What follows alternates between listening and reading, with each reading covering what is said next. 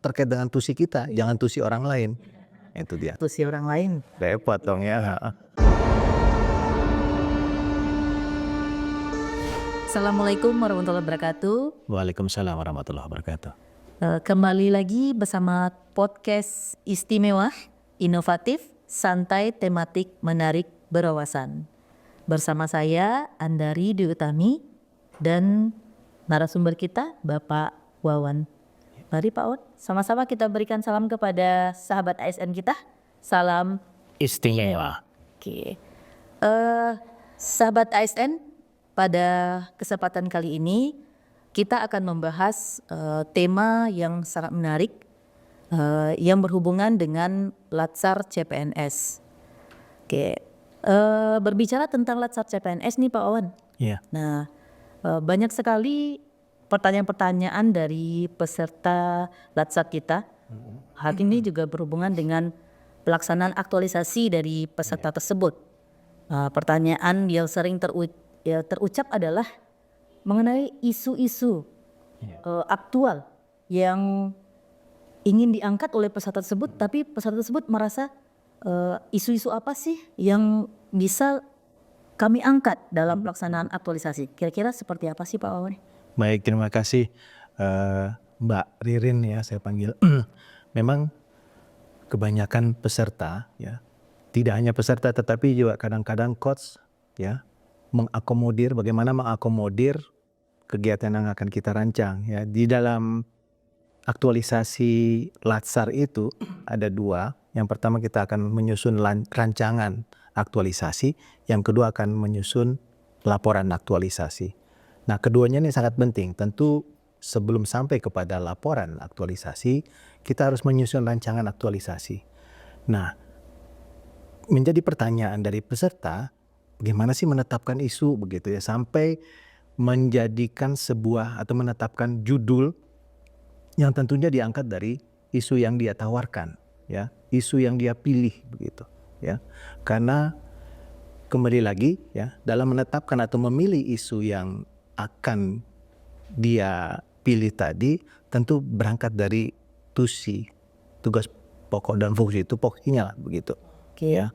Berarti hanya tupoksi saja Pak atau ada Dari tupoksi, kemudian kira-kira apa sih yang menjadi problem atau masalah di tempat atau dari tusi itu ya, sudah bisa semuanya sudah berjalan dengan baik kah begitu, atau mungkin ada yang belum berjalan dengan baik atau yang belum optimal atau belum sama sekali ada ya, dalam rangka menunjang kinerja layanan begitu ya. Aktualisasi karena di Latsar ini sendiri adalah tentunya terkait dengan layanan tadi, aktualisasi layanan yang ada kaitannya dengan nilai-nilai dasar ya, seperti itu Bu Ririn.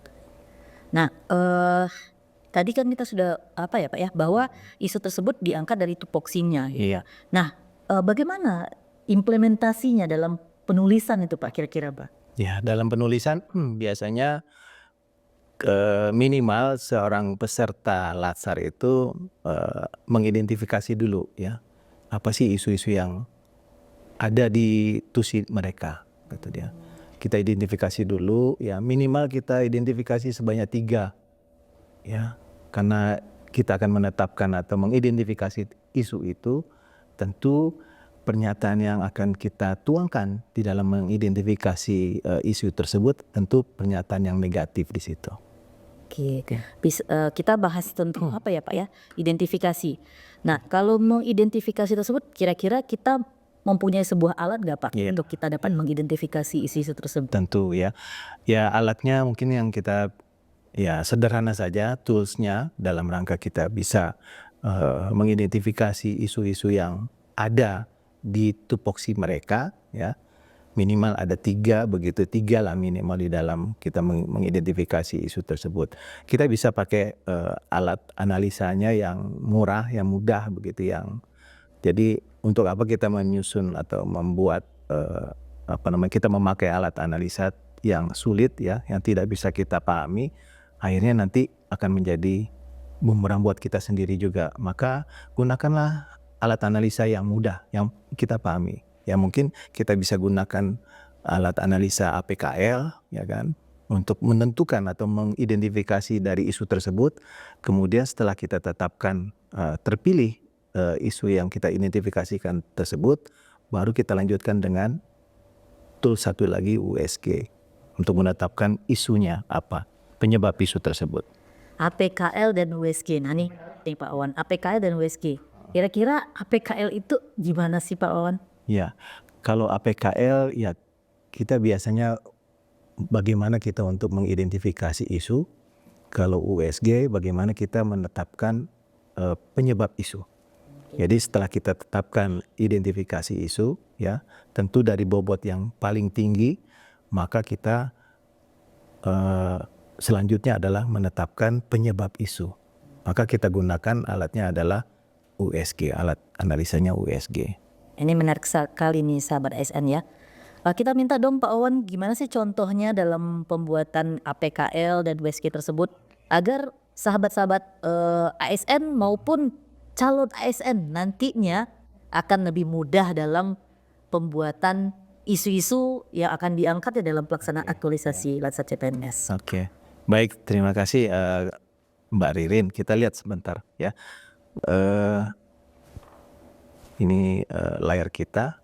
Kemudian, nah yang untuk pertama tentunya bagaimana kita untuk bisa menentukan atau mengidentifikasi isu, maka digunakan alat analisisnya APKL. Ini yang kita pahami, yang mudah, ya, yang gampang kita pahami. Seperti sebagai berikut ya. Minimal ada 3 isu yang akan kita identifikasi di sini. Ya, kemudian kriterianya ada A, ada P, ada K, ada L. Tentunya teman-teman ASN yang akan menjadi CPNS atau menjadi ASN dan yang akan mengikuti Latsar tentunya harus paham ini dulu. Apa sih APKL dan seterusnya. Kemudian kita bobot, kita jumlahkan, kemudian kita berikan peringkat untuk itu. Itu yang untuk APKL. Nah, kemudian setelah kita tentukan atau kita tetapkan isu ya yang sudah kita identifikasi, mana yang sesuai dengan peringkatnya tentu ya, maka kita akan lanjutkan ke alat analisa yang kedua USG untuk menetapkan penyebab isunya gitu. Tentunya kita akan tuliskan dulu apa yang sudah kita tetapkan di identifikasi isu tadi, sampai nanti kita akan menetapkan judul dari yang akan kita buat nanti. Berarti saling berkaitan ya Pak ya, antara AKPL lalu USG kepada USG dan akhirnya berujung pada judul dari aktualisasi kita. Betul, ya. Agar peserta teman-teman ASN atau teman-teman peserta yang akan ikut Latsar nanti tidak terlalu sulit dan mudah memahaminya. Mungkin saya bisa lanjutkan ke slide selanjutnya ya. Boleh. Kita ambil contoh. Ini saya ada contoh di peserta Latsar CPNS dari Kementerian Hukum dan HAM. Ya, ini Kemenkumham ya Pak. ya, Kemenkumham ini. Kita ambil contoh di sini. Yang pertama isunya adalah belum optimalnya penyampaian informasi layanan kunjungan di lapas. Itu satu. Yang kedua, rendahnya kemampuan baca Al-Quran, WBP, ya, WBP lapas. Nih WBP ini adalah warga binaan pemasyarakatan ya. Nah ini. Yang ketiga, minimnya aktivitas WBP saat hari libur. Itu dia. Nah kita di sini kita berikan kriteria paling tinggi itu adalah yang isu nomor 1. Belum optimalnya penyampaian informasi layanan kunjungan di lapas. Kita beri skor total 20 dan kita akan berikan peringkat dia 1. Berarti kalau kita lihat di sini bisa dilihat bahwa ini pasti berhubungan dengan tupoksi sebagai penjaga lapas. Ya itu yang saya lupa tadi. Sepertinya untuk penetapan ini tentu terkait dengan tusi kita, jangan tusi orang lain. Itu dia. Tusi orang lain. Repot dong ya. Ekspansi namanya. Oke. Jadi itu Mbak Ririn. Ini sesuai dengan tusi kita apa gitu ya. Nah, selanjutnya ya.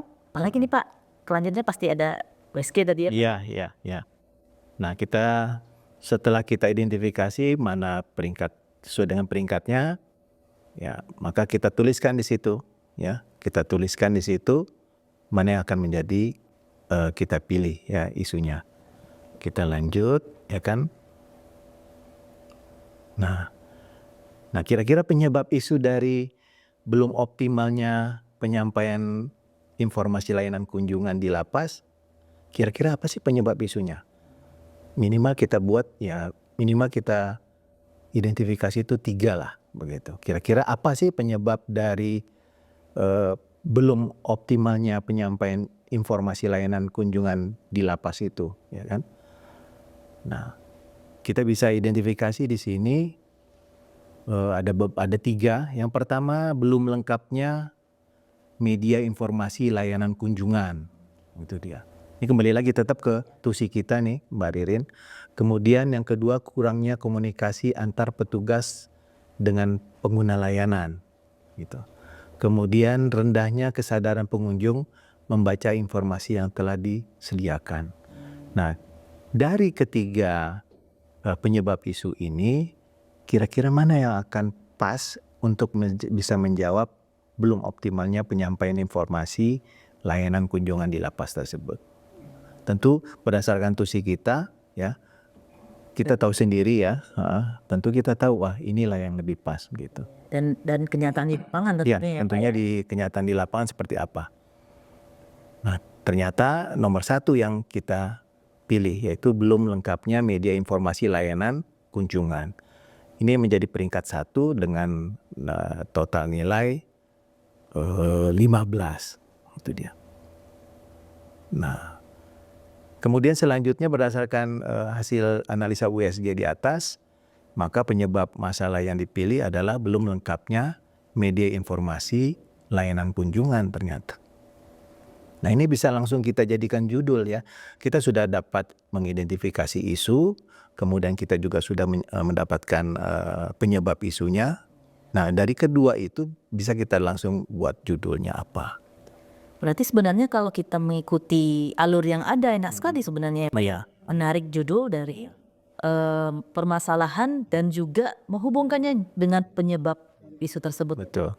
Jadi penyebab isu ini bisa menjadi langsung kira-kira solusinya apa begitu. Ya. Jadi judulnya apa nih kira-kira? Nah, dari kedua tadi maka karena dia judul itu harus pernyataan positif ya, jadi bukannya harus belum optimalnya lagi, tetapi kita langsung penggal aja yang belum tadi kata belum itu kita penggal aja langsung menjadi optimalisasi penyampaian informasi layanan kunjungan.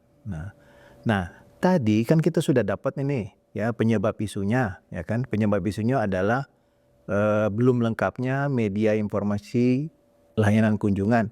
Kira-kira apa sih yang harus kita buat begitu untuk bisa menjadi solusinya? Solutifnya apa? Gitu dia. Apa kira-kira ya Pak ya? Nah. Berarti ini solusinya adalah berhubungan dengan media informasi ini Iya. ya Pak ya? Kira-kira apa sih? Karena dia belum lengkapnya media informasi layanan kunjungan, apa yang harus kita buat? Karena peserta latsar cukup untuk menyusun atau membuat kegiatan. Artinya dia harus membuat gitu dia. Buat apa? Kira-kira apa yang harus dia buat gitu. Nah, di sini ditawarkan oleh peserta solusinya adalah pembuatan media informasi. Gitu dia. Nah, baru lengkaplah untuk kita bisa menyusun judul optimalisasi penyampaian informasi layanan kunjungan melalui pembuatan media informasi di unit kerja. Nah, tentu di unit kerjanya lapas ya, berarti lapas di mana? Lapas A, B dan seterusnya. Itu dia. Iya, menarik sekali ya Pak ya. Jadi dari judul pun kita bisa melihat isu. Kalau yang dalam judul adalah optimalisasi berarti isunya adalah belum optimal nih ya Pak ya. Dan kita lihat adalah pembuatan media informasi berarti ini adalah penyebabnya. Iya. Ya, yang mana gagasan adalah pembuatan media informasi untuk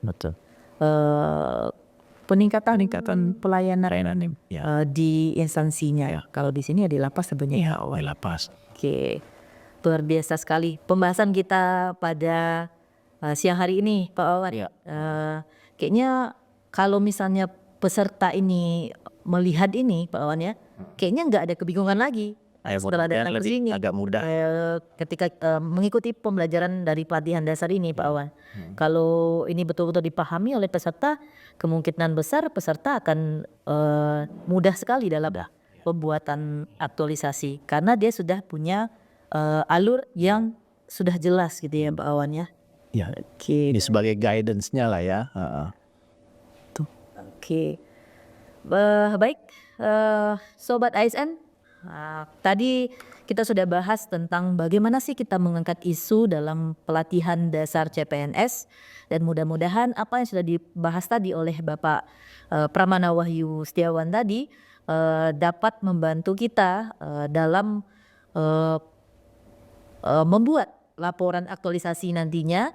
Dan bagi teman-teman calon ASN juga, nah boleh juga sudah mempersiapkan dari sekarang apa yang akan dilaksanakan. Dengan apa? Dengan mengetahui dulu tupoksi utama kita apa, melihat permasalahan yang ada di lapangan seperti apa, dan kemudian silakan diikuti alur yang sudah disiapkan atau diarahkan oleh Bapak Wawan tadi, dan mudah-mudahan dapat memudahkan kita dan melancarkan kita dalam pelaksanaan pelatihan dasar CPNS. Terima kasih Bapak Wawan atas ilmu yang sangat bermanfaat ini. Dan buat Sobat ASN, jangan lupa untuk selalu follow Instagram kita, YouTube kita, dan Facebook kita di PPSDM Kemendagri Regional Bukit Tinggi. Dan saya selaku host di sini, mohon maaf jika ada salah kata, salah perbuatan. Mari Pak Wawan kita sama-sama tutup dengan mengucapkan salam istimewa. Saya tutup dengan wabillahi taufik hidayah. Assalamualaikum warahmatullahi wabarakatuh. Waalaikumsalam warahmatullahi wabarakatuh.